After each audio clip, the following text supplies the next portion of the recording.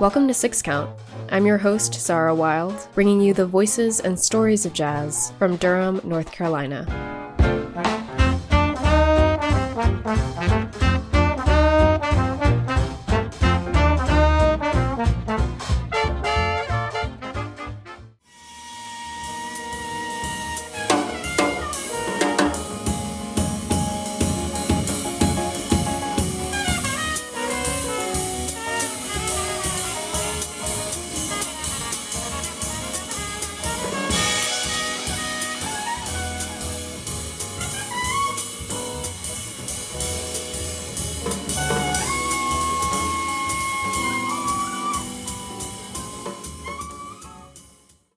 Thomas, thank you so much for joining Six Count. Yeah, thank you so much for having me, Zara.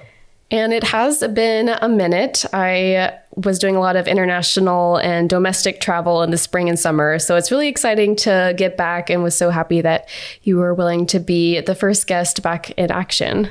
Yeah, I appreciate you reaching out. This is a really exciting opportunity, and I'm just excited to be a part of the process.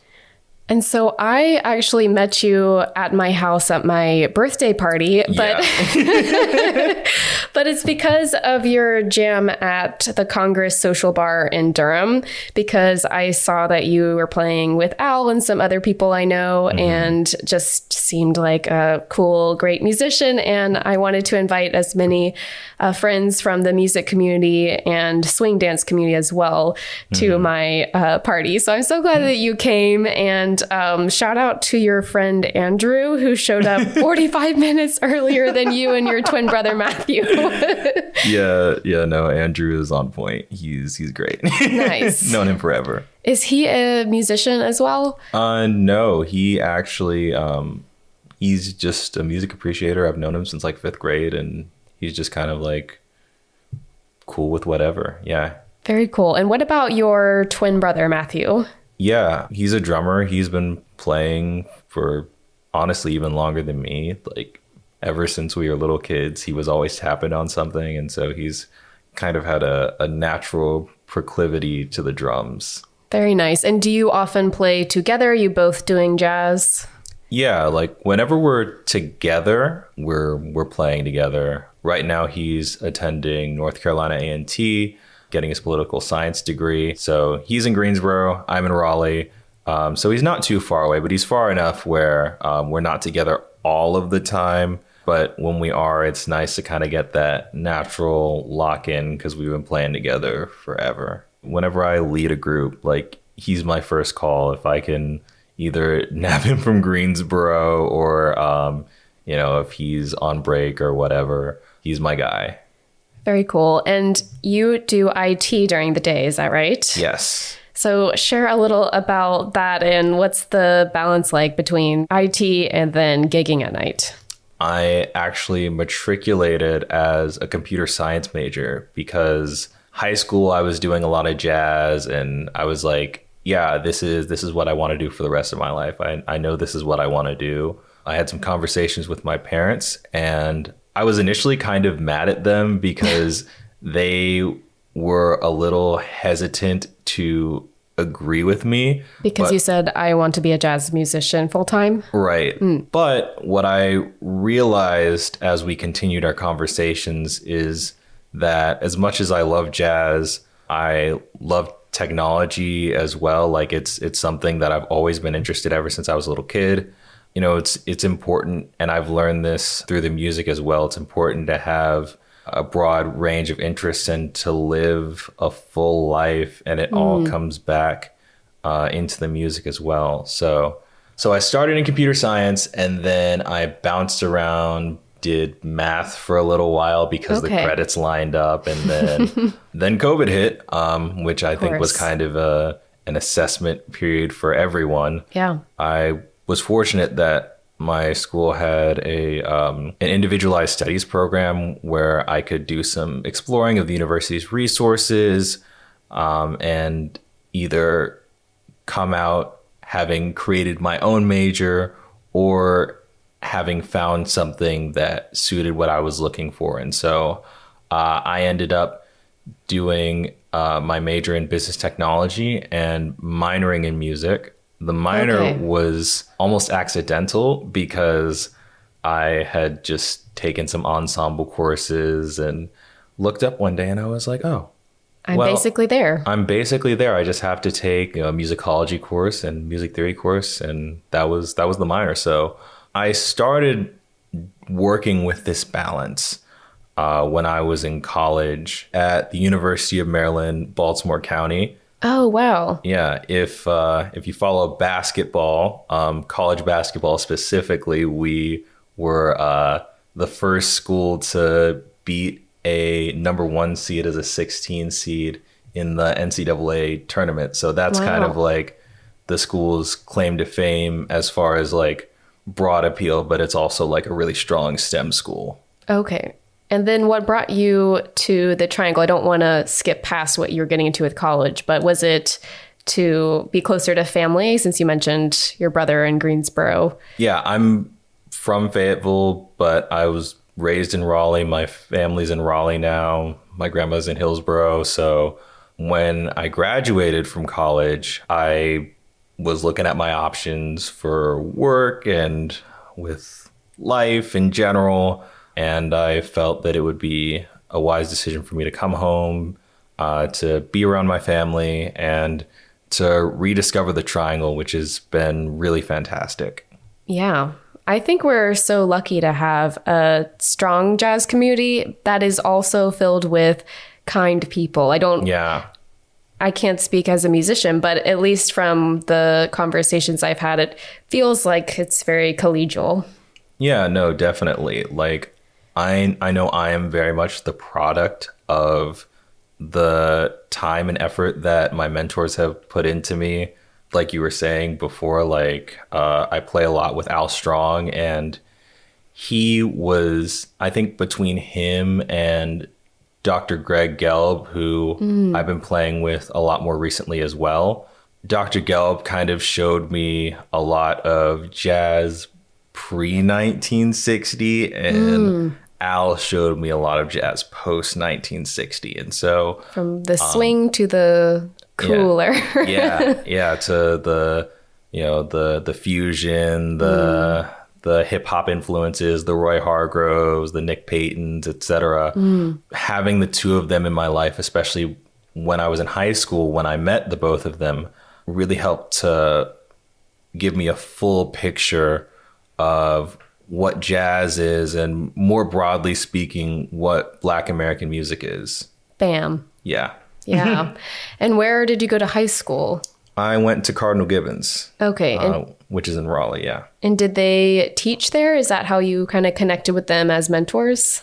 No, actually. So Dr. Gelb, I went up through the ranks in this organization. It's now called Triangle Youth Music, but at the time it was called the Philharmonic Association. And it was this extracurricular group of orchestras and jazz bands. And I started off, at the time it was only 2 jazz big bands, TYJ2 and TYJ1.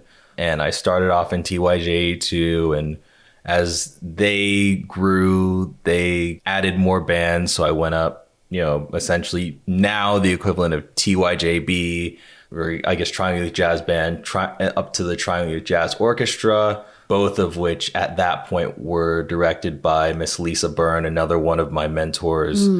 At the top was the Triangle Youth Jazz Ensemble, which is how I met and got to know Dr. Gelb.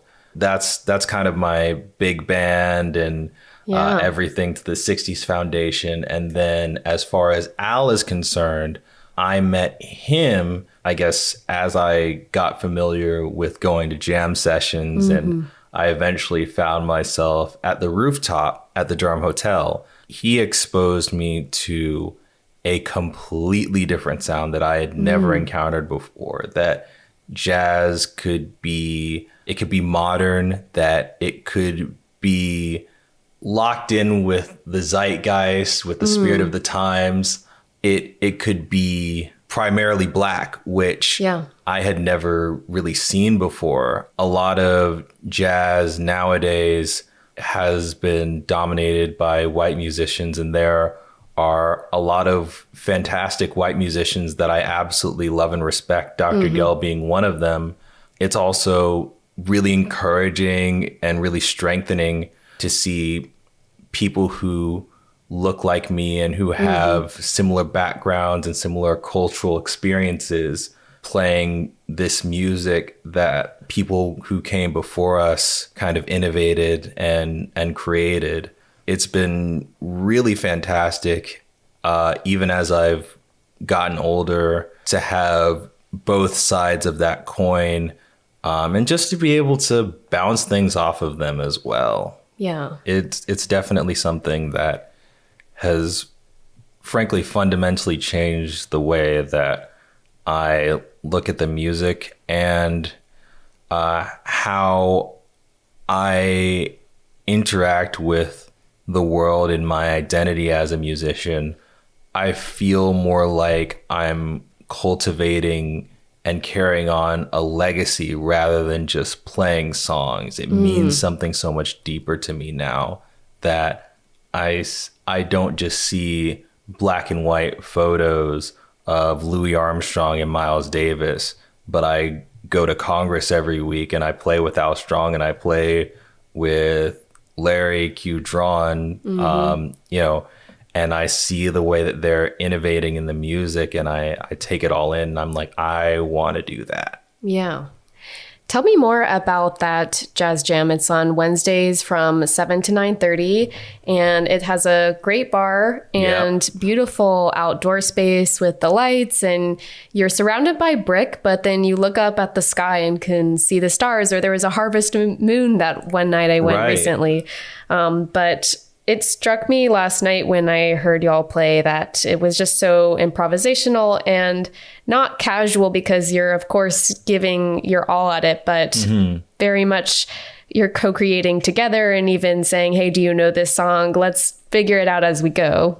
Yeah. We have been playing outside all except for 2 sessions. And that surrounding space with all of the brick has the best acoustics of any outdoor space I have ever played in. It's really nice. And especially as, it's getting cooler, I know we'll eventually have to go inside and it's still going to be phenomenal. You definitely want to catch it while it's outside. Yeah. It's really something special. I think on more of the musical front, one of the things that Al always talks about is chemistry.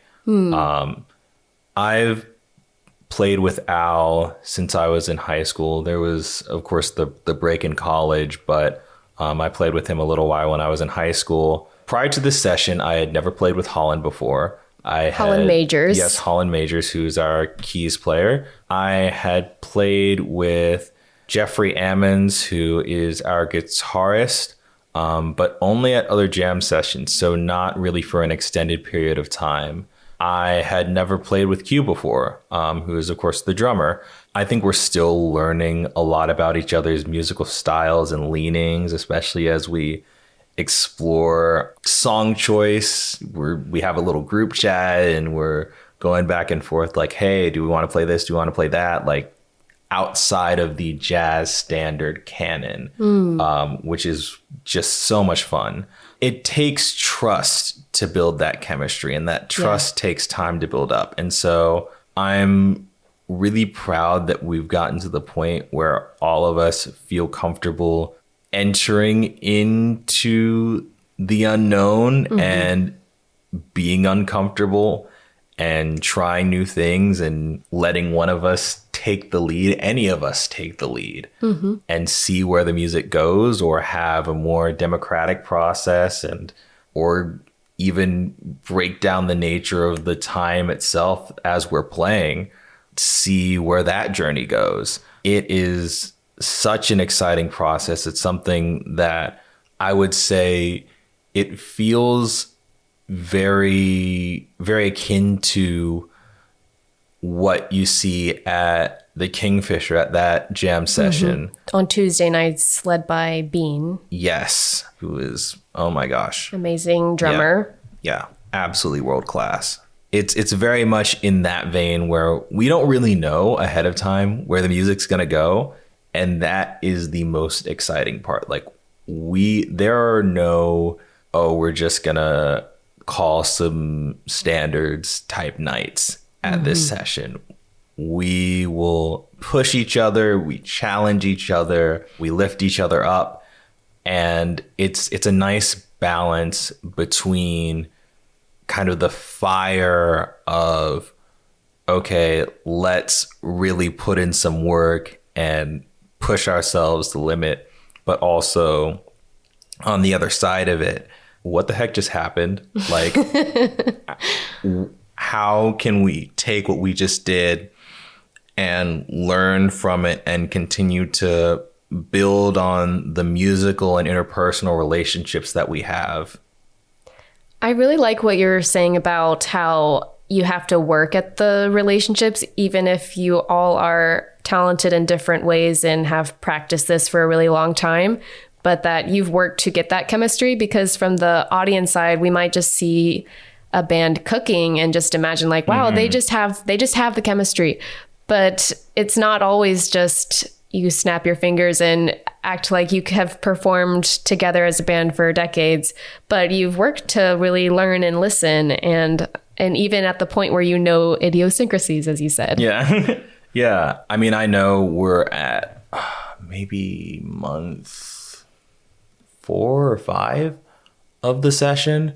Even with the chemistry that we built up, there's still a lot of room for us to grow. So it's really exciting that we have this group that is so flexible and has so much talent and ability, especially with Larry and Q and their depths of experience, and Jeff too. I mean, he's absolutely phenomenal, and he hears things that a lot of us or the rest of us really can't. Holland and I, being 2 of the younger members of the group, really have the opportunity to soak in all their knowledge and have the license to try things that we may not do in other settings.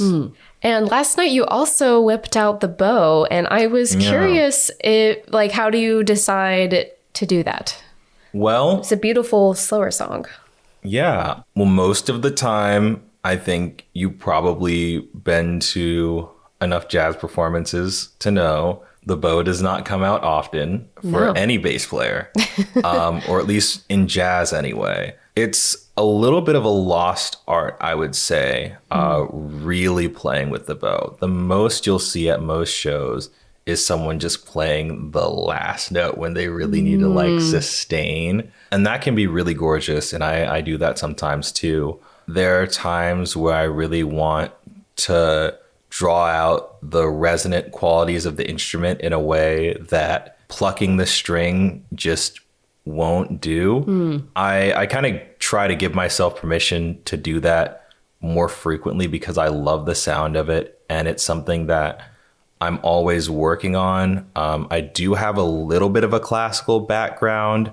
I studied with Emily Bacola. I believe that's how you pronounce her last name. And she has subbed with the North Carolina Symphony and with other orchestras across the state and across the country. She's a great jazz player too, but really she is a classical player. Getting the opportunity to work with her and really nail down my fundamentals, not just with the bow, but with the entirety of the bass as a whole. Like, I go back to the materials that I had working with her, even now, and I was working with her in high school. And I'm still learning things from that and learning things from her. I think it's one of those things where I really try to have a diverse range of experience in as many genres as I can, and then apply those experiences broadly, especially with the kind of canvas that jazz provides. And what's something that you would work on for hours and hours if you could find the time? Like, what are some things that feel like if I could just go away to the coast for a workshop with just myself and come back, I'd feel really good if I had worked on these things? Oh my gosh. So many things. Kind of to my last point, the bow. It's something that I know I and many other jazz bassists actively avoid because it will expose the flaws in your playing. The bow doesn't lie. The bow does not lie. That's it. That's the word.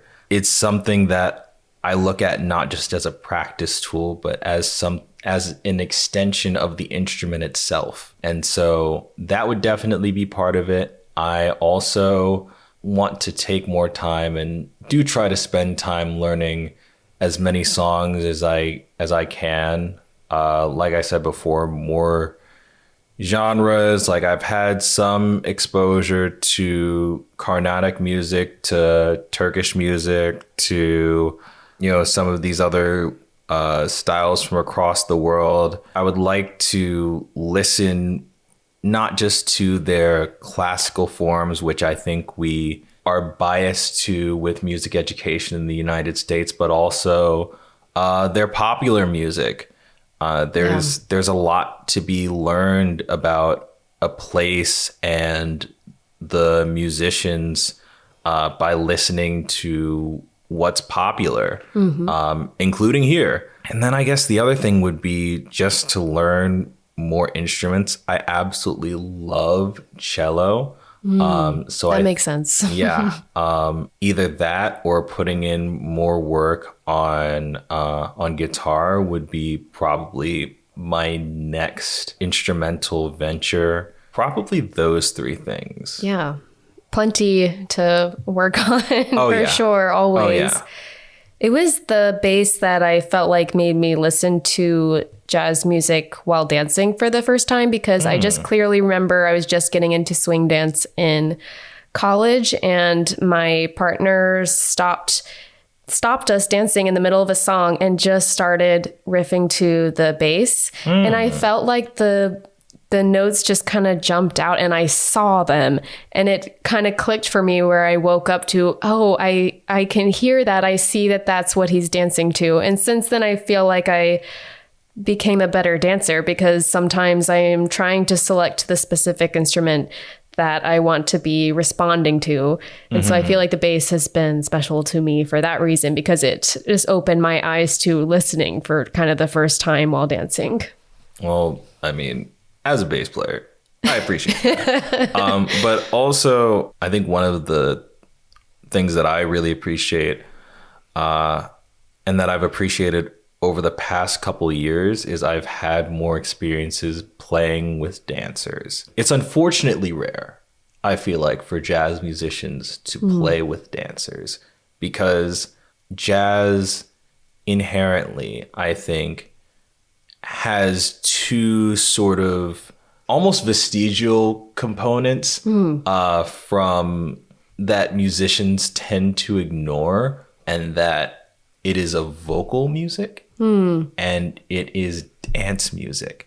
And you really understand that when you learn the lyrics to tunes and when you actually get to play with dancers and you get to add them to the conversation that you're having with the other musicians. Yeah. It's very much a thing for me on equal footing. Like if I'm working with someone doing tap, there's this interactivity between the rhythms that they're improvising or the routine that they have and what I'm trying to play, and outlining the time for them and them giving an idea of where their time is. They're very much timekeeping as well. Also, when you're playing with a larger group, just kind of that greater chemistry that you see.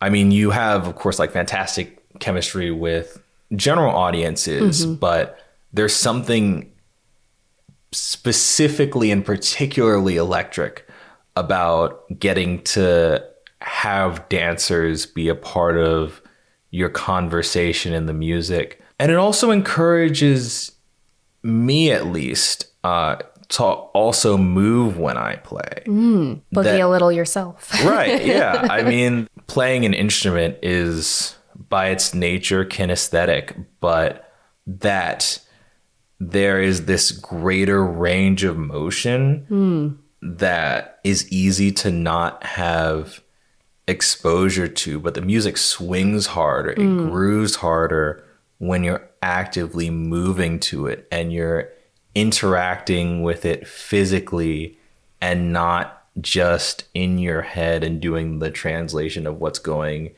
ears, head, hands, you know?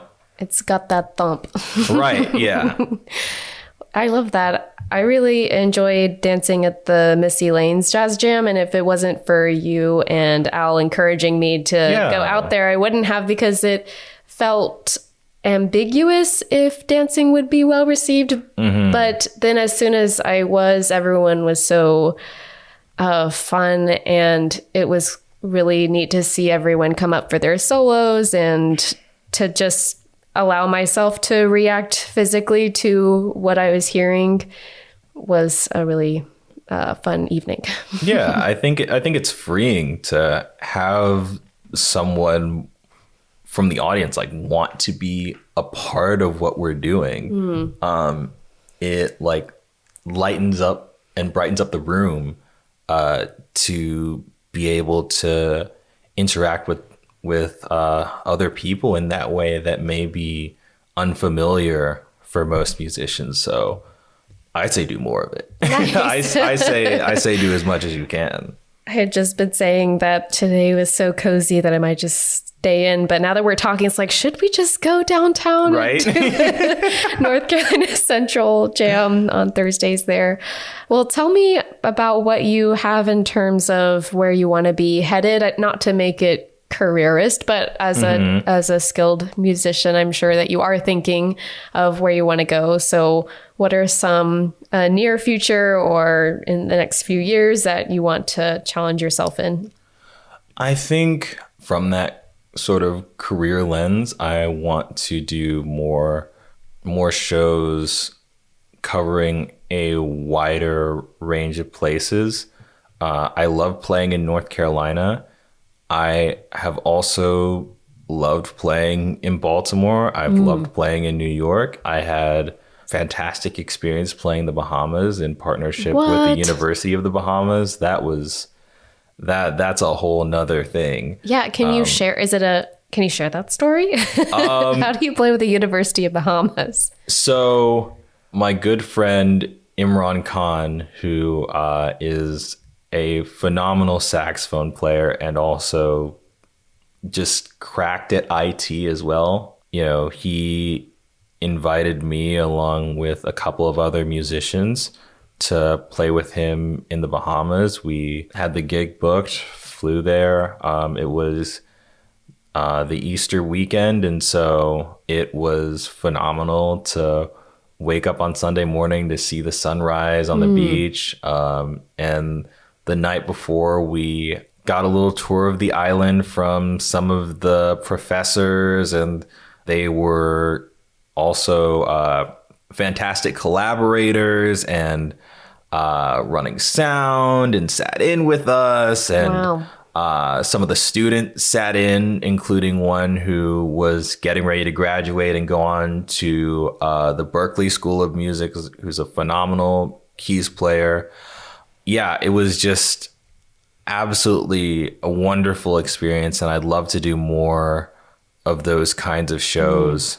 I think also in that vein, getting to be familiar with a broader range of styles, both kind of in the realm of jazz and more broadly Black American music and beyond, and to implement them into my playing, like I said before, getting better with the bow. There are lots of, I guess there are earlier examples of bass players who thrive with the bow, especially Slam Stewart is kind of like the number one guy, but also like Christian McBride, just phenomenal with the bow.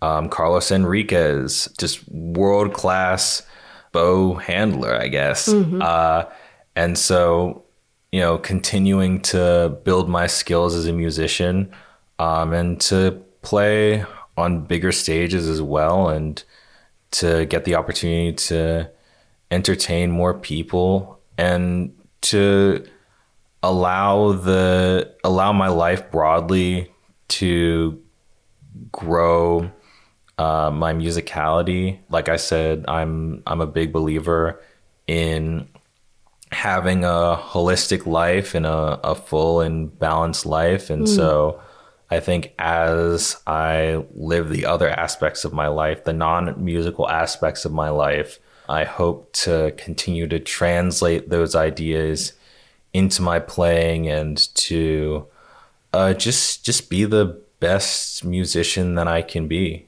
Yeah.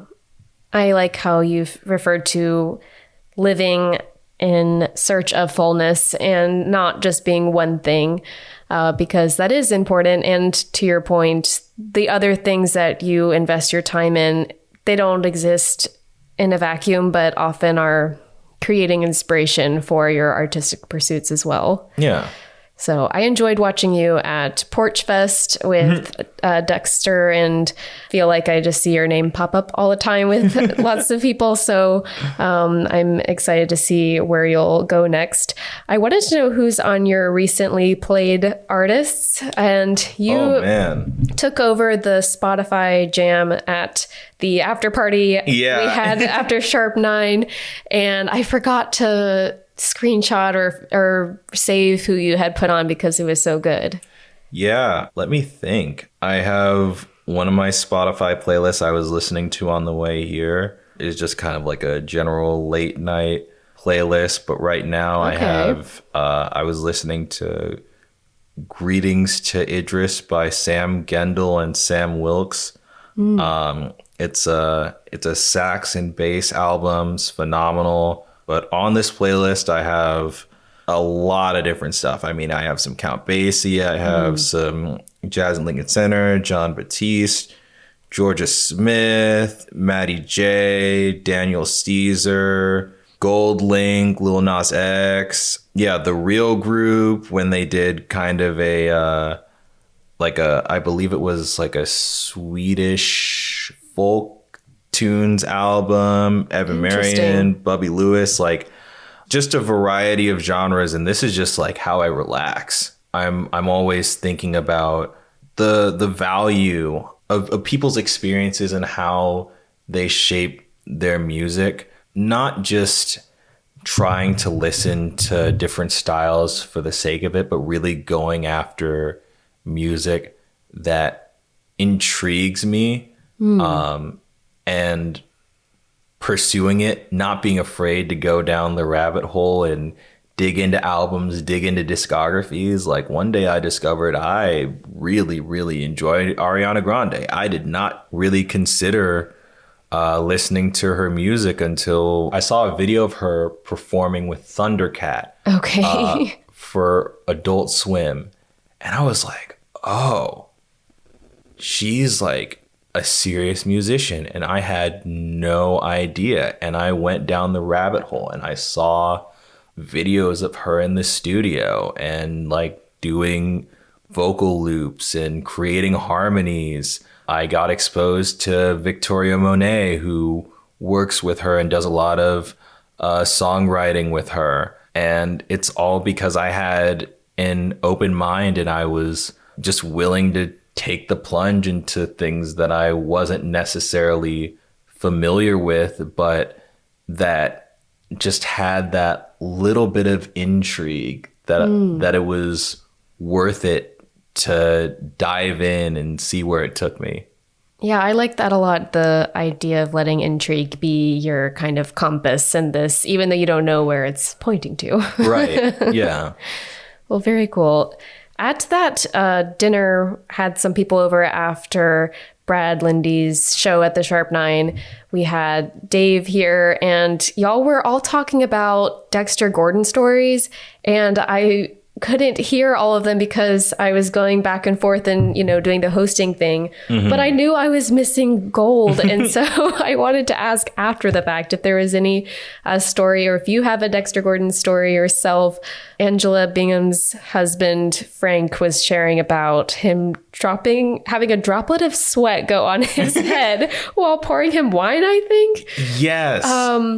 And then Dave was sharing so many things. And also, Dave, if you ever listen, or Georgianne, if you're listening, just convince Dave to please come on to Six Count. I want to hear these stories again. Anyway, yes, do you have any Dexter Gordon stories from the evening or otherwise that we could share here, since I was missing some of it? Oh my gosh.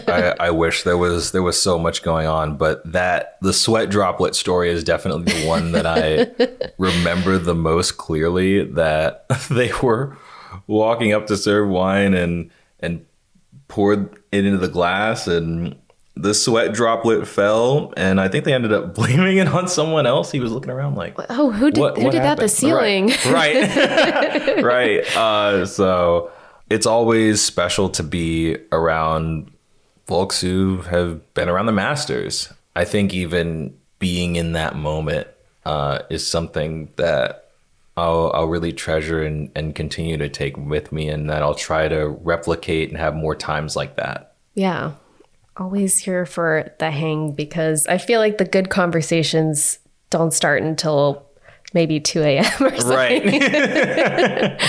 Well, Thomas, it's been so fun to have you on the show. Is there anything else you'd like to share with our listeners? I guess kind of reiterating, just to be open-minded to new things, to new music, to new experiences. I know that's something that I try to do every day to continue to grow. I hope that's an attitude that I continue to carry with me in old age. And I guess to make sure to come out to Congress 7:30 to 9:30-ish on Wednesdays, because it usually runs a little late. So,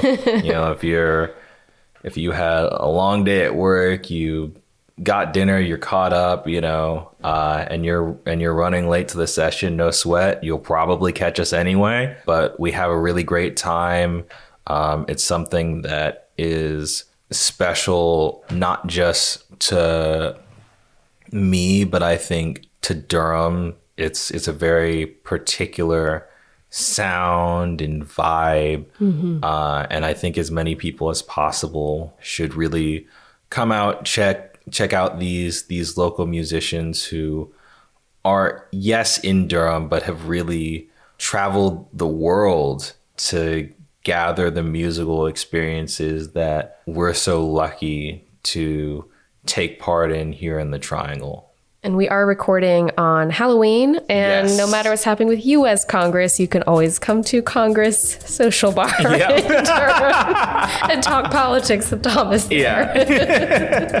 Thank you so much. Yeah, of course. Thank you so much for having me.